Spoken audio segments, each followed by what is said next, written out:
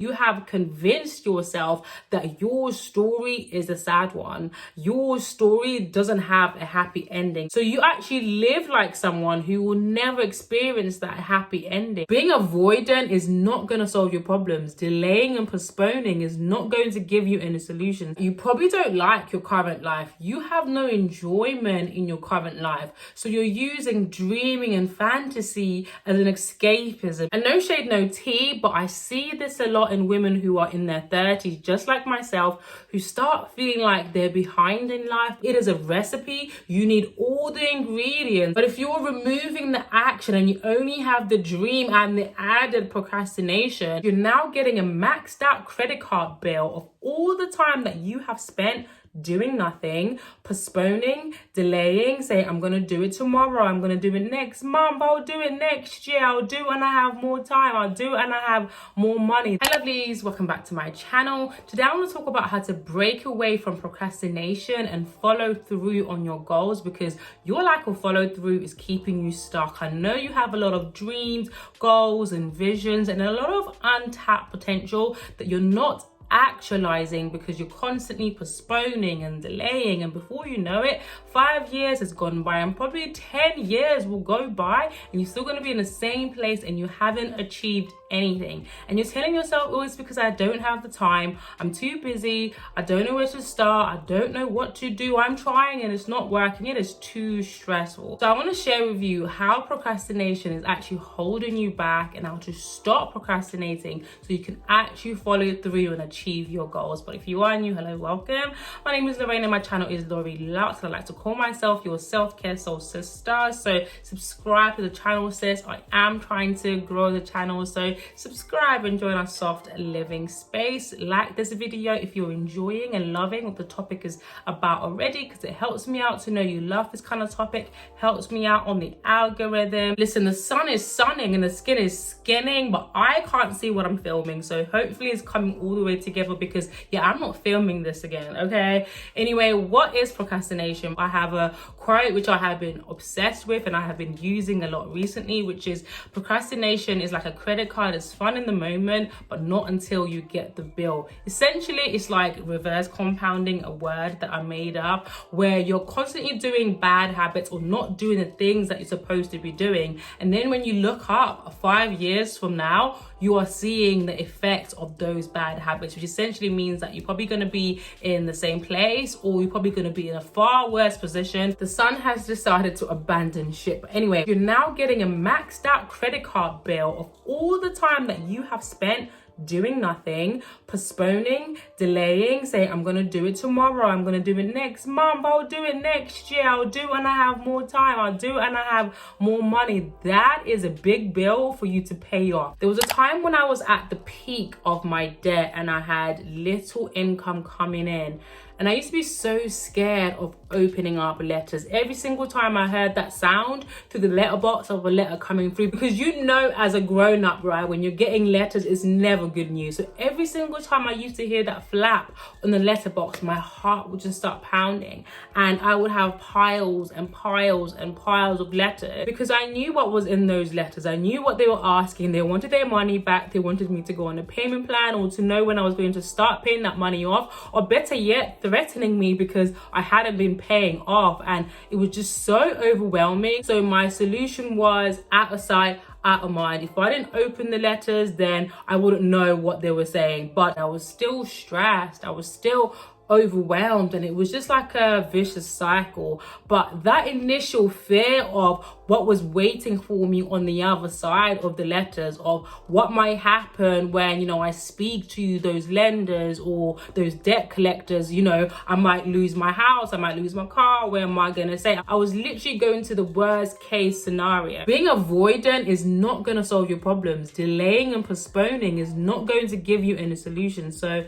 after a while, a long while ago, I decided to put my big girl pants on and call these lenders and debt companies and explain my situation, that, you know, I didn't have any money coming in and I had all the intention of paying them back. I just didn't know when and how much I was going to be able to pay back. And it's the best thing I could have ever done, because a lot of them were so understanding of my situation, and they either gave me a payment holiday, they put me on a different tariff, or gave me lower interest rates, and also signposted me to different companies and organizations to help me with my debt and to write off some of my debt, and also help me with grant. Who doesn't love free money? Hello. All that would never have happened if I didn't just face my problems head on and called them and spoke to them and explained my situation. I would have either remained in the same place or even a much worse situation, but I was able to alleviate that stress and that pressure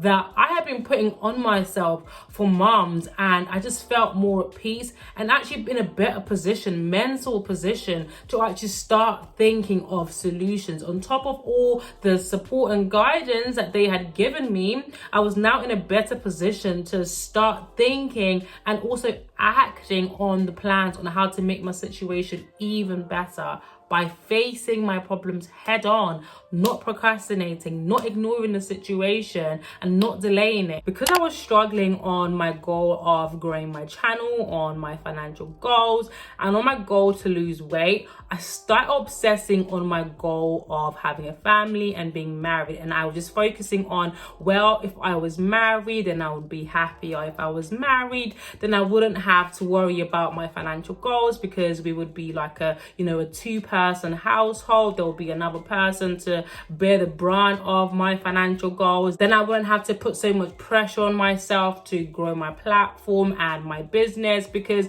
again, I will have someone there and I can just do it because I want to and I'm choosing to. Again, there's nothing wrong with wanting these goals and with focusing on these goals, but this is a goal that I have little to no control over. Yes, I can be intentional about being a reflection of the person that I want to be married to. I can be intentional about going to the places where my potential partner can be. I can be intentional about the way that I present myself, my attitude, my appearance, and all that kind of stuff. However, realistically, on the most part, getting married is a desire and a goal that I have little to no control over. So by me focusing on that and obsessing on that, I'm now losing track and abandoning other goals that I actually have control over, that I can actively do something in order to achieve, in order to have progress on. At some weird level, it's some kind of unconscious self-sabotage, because if I'm not actively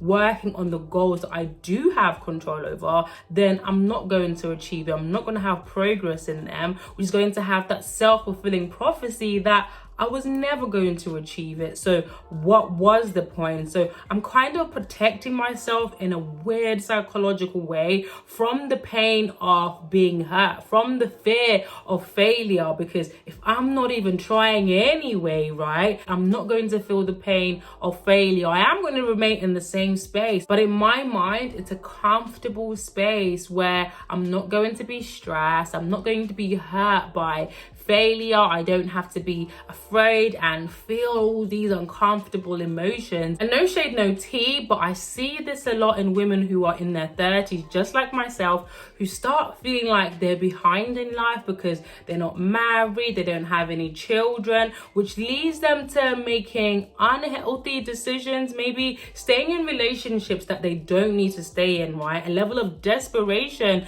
just to be with somebody for the sake of being with somebody, right? Not having discernment and choosing the wrong partner because they're feeling left behind, and also just neglecting themselves and neglecting their personal goals. Listen, I feel you, sis. I'm right there with you, but I realize that I'm not behind in life. Just because I'm in my 30s and I'm not married and I'm a single mother, right? It doesn't make me less valuable. It doesn't mean that I am behind in life, right? It just means that this is where I am in life, and and this is the path that I'm going on, and this is where God needs me to be in order for me to learn or unlearn the things that I need to learn or unlearn, right? It is what it is. But by not stressing on the fact that I'm not married yet, it just made me feel more calm, less stressed, more at peace, because I just left it to God, right? I have little to no control over that, and I'm just gonna leave it to God, and I will get married when I'm supposed to get married, but I'm not going to use that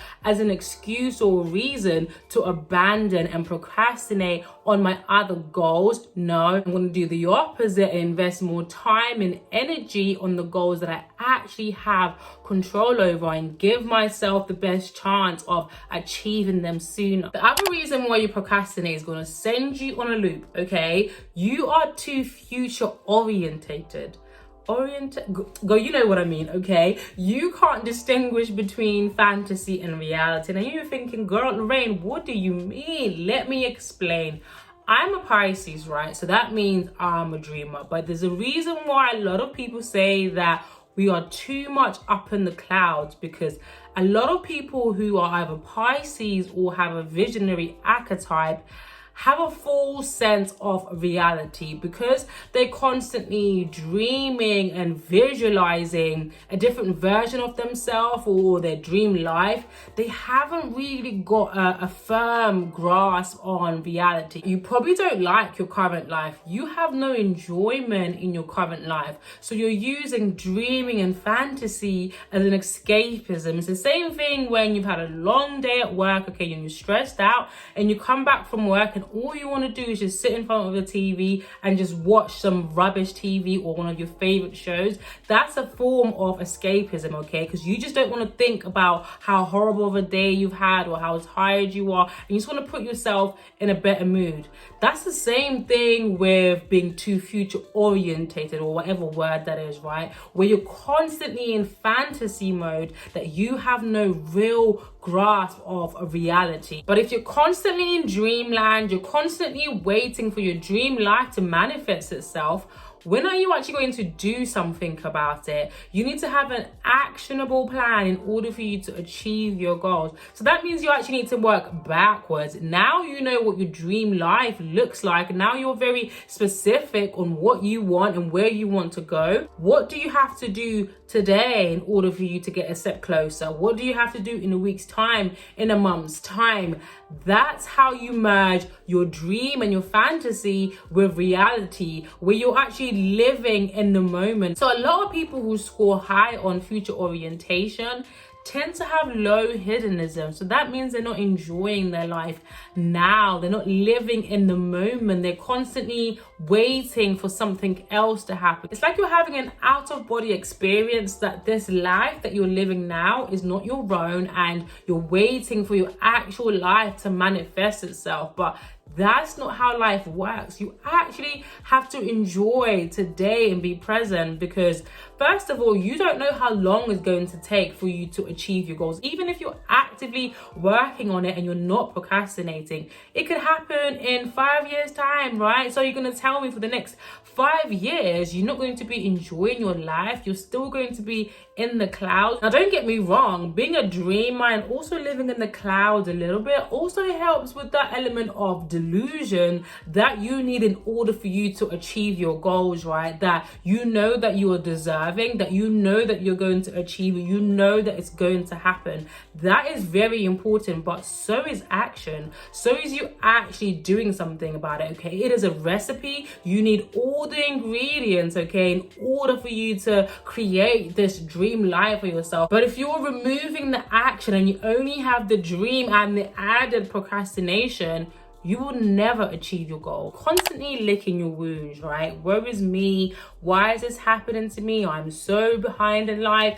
Nothing good ever happens to me. Essentially that victim mindset, right? Where you're already seeing yourself as a subordinate. You're already seeing yourself as less than. You have convinced yourself that your story is a sad one. Your story doesn't have a happy ending. So you actually live like someone who will never never experience that happy ending, so you don't try. What is the point? I'm going to fail anyway. Nothing good never happens to me anyway. It's not going to work. But you are the main character of your life. Your story is what you make it. Look at Cinderella. She was a maiden, but she still got to go to the ball, right? And that's because life is yin and yang, okay? There's going to be good seasons and bad seasons. It's going to be ups and downs. But if you're not actually proactively doing things in order for you to achieve your goals, you will never experience the good seasons. You will never reap the rewards of your hard work. You will constantly remain like Cinderella, okay, cleaning up and sweeping up after everybody else and not actually living the dream life that you desire. You need to create those opportunities for yourself. You need to put yourself in the right places.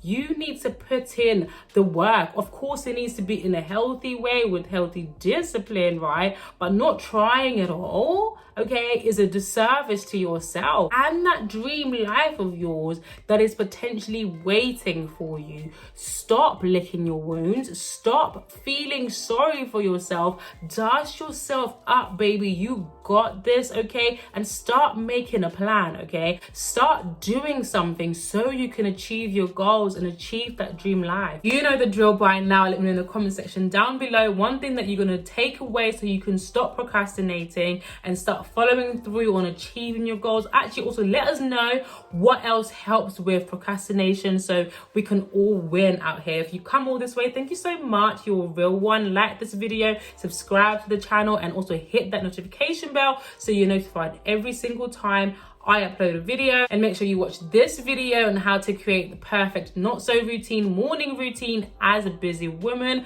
I will see you in the next video. Mwah. Bye, lovelies.